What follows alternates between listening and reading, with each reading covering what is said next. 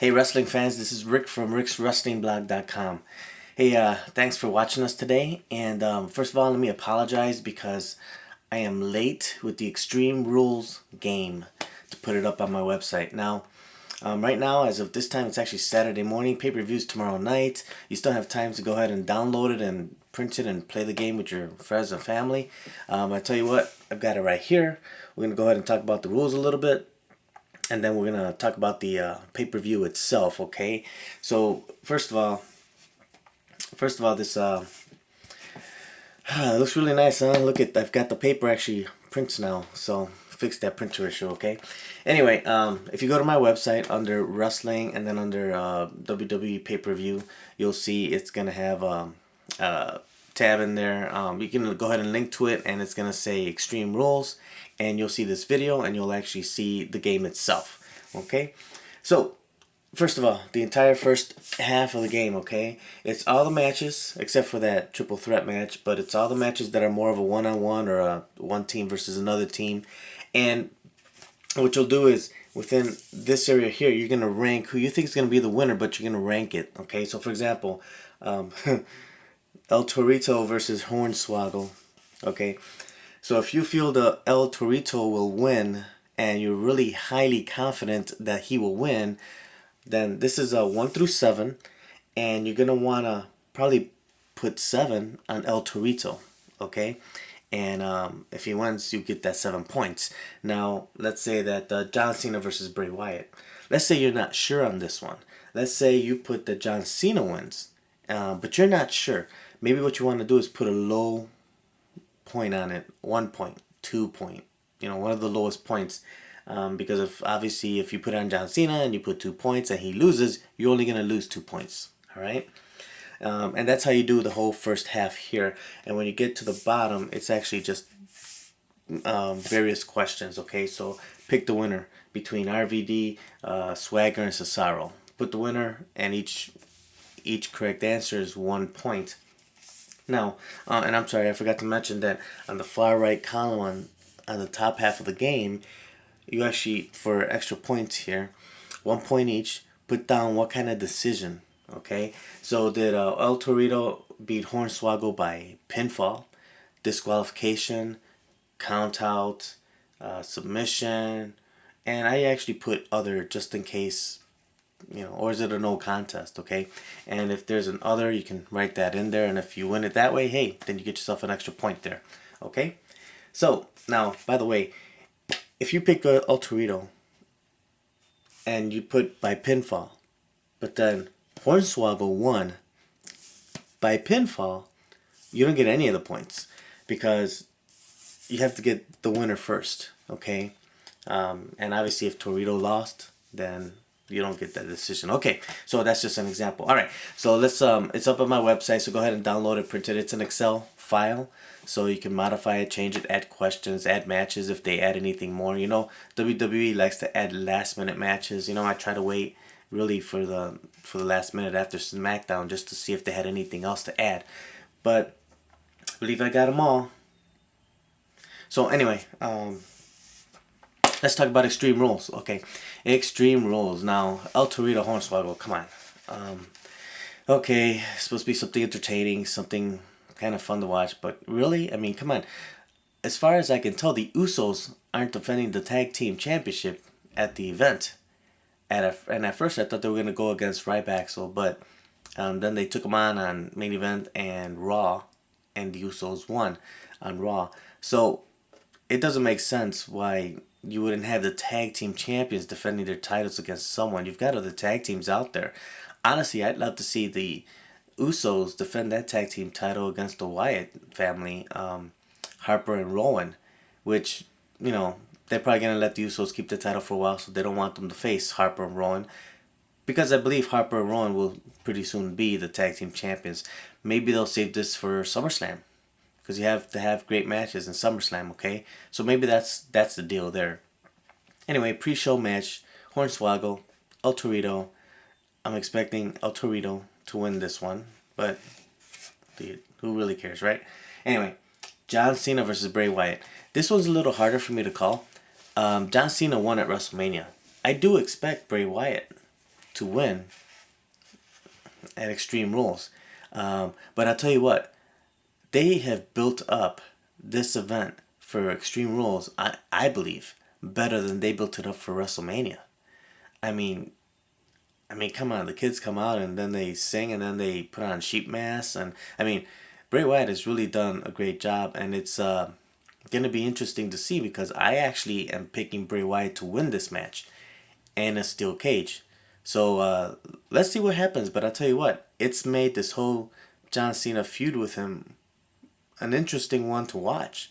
So it's been pretty cool because honestly, I haven't really been too interested in any John Cena matches for a while. But in this one I am. And actually looking forward to this one more than I was at WrestleMania. So WWE's done a really good job. Bray Wyatt has done a really good job at really pumping this match up. Alright. Intercontinental match. Bad News Barrett going against champion Big E Langston. Well, Big E Langston really hasn't been defending that title all that much. It's almost like the WWE has kind of forgotten about the Intercontinental Championship and the U.S. title. I mean, really, give these titles to some of these lower ranks if you're not going to really use them. There's a lot of other wrestlers not doing anything. Give Fandango the U.S. title. Move the Intercontinental Championship. I actually would like to see Bad News Barrett take that title from Big E. I doubt that'll happen, but I would like to see that. I'm expecting Big E to win the title, to retain the title at the pay-per-view. Alright. 2-on-1 handicap match. Alexander Rusev versus R-Truth and Xavier Woods. Do we really even need to talk about this one? Come on. I mean, oh, what a main event match. Well, not a main event, but what a pay-per-view match. I can't believe we got to pay for that. Well, anyway, what a waste. Rusev is going to win, obviously. Divas match. Paige versus Tamina Snuka. Looking forward to this match. Expecting Paige to retain that title. But I think this is going to be a really nice match. And hopefully I'm really praying that Paige gets a chance to really show off her wrestling skill because she hasn't shown it off as well on television lately. And I think that the pay-per-view, hopefully, is going to be her opportunity to really stand out. And she's got a good opponent in Tamina Snuka because she is believable. She's big. She's strong. And she, as far as I know, she hasn't held the title yet. I don't think she has. Could be wrong, but I do expect Paige to retain the title, like I mentioned. But I think this might be, hopefully, her breakout performance. Alright, The Shield versus Evolution. Probably the match that I'm really looking forward to, as I'm sure many of you are. You know, I'm expecting big things from Ambrose, Seth Rollins, and Roman Reigns. But here's the thing.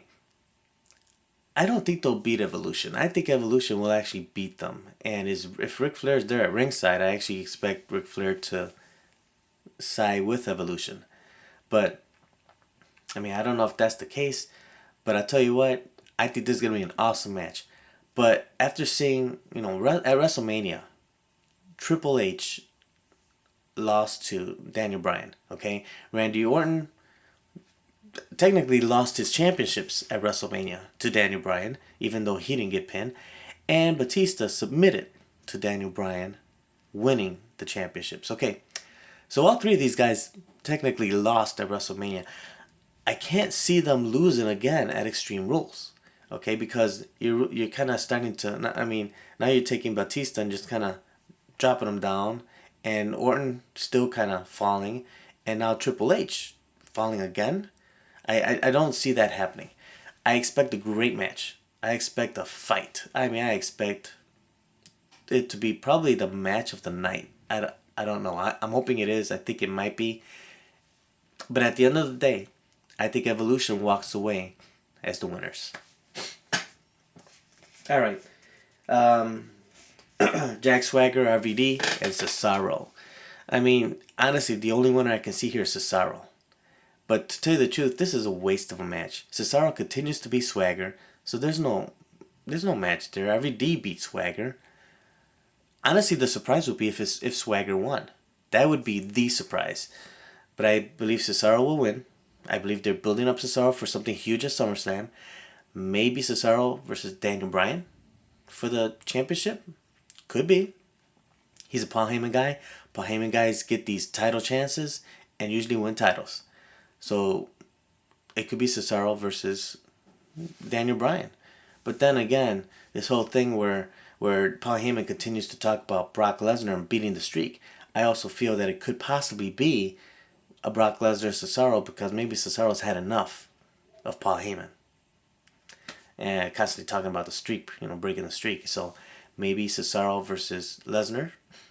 But then again, let's talk about that world title match, Kane versus Daniel Bryan, because I think a great SummerSlam match for Daniel Bryan, being the champion to defend that title, would be one against Cesaro. That would be a great match. Number 2, against Triple H would be a great match.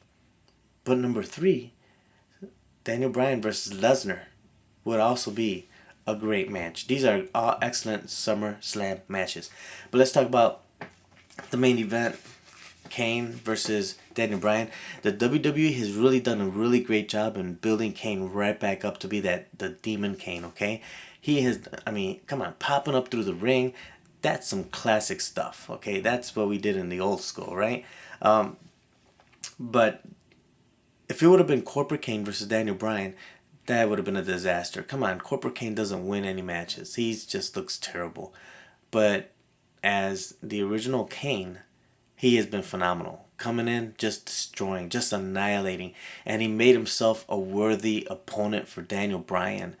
And now Daniel Bryan's going, and I'm expecting Daniel Bryan to take a good beating. But Daniel Bryan will retain his title.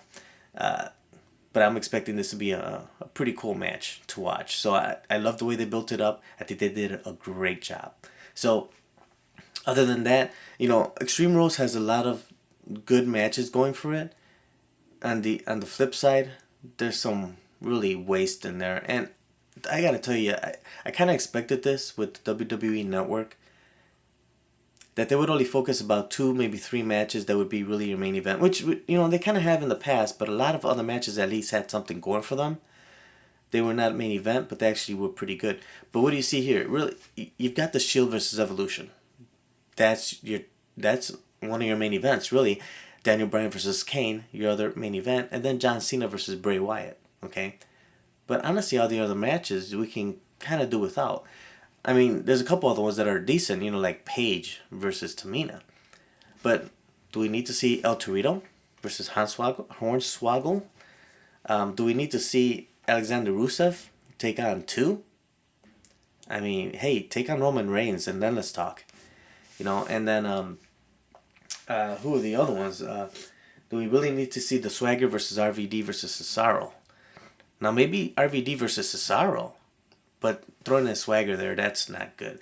And there's so many other wrestlers that are not even on the event. Del Rio, Ziggler. Well, The Miz, I think, is making a movie right now. And who's my Sheamus? I don't get it. So anyway, there's a lot of these other guys who are top tier wrestlers who are not really participating and not doing anything in this pay-per-view. I would like to see them do something with the tag team division, because tag team division hasn't been doing much lately. Usos have been great, but where's the true competition here? They really haven't had any.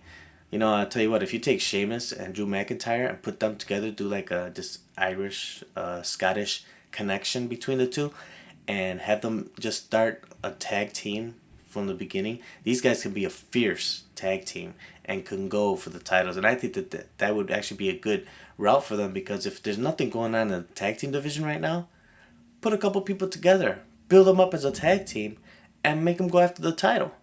I think that'd be a great move. So hey, Extreme Rules, I'm still expecting it to be a really good pay-per-view. I'm hoping we get some really good classic matches. Hoping for some surprises. But overall, I expect a pretty good pay-per-view. Again, disappointed with some of those lower card matches, but hey, they're not going to give you a main event match for every single match. So anyway, that's it for now. Visit us on our website. Download the game, rickswrestlingblog.com. Appreciate you watching. Thanks.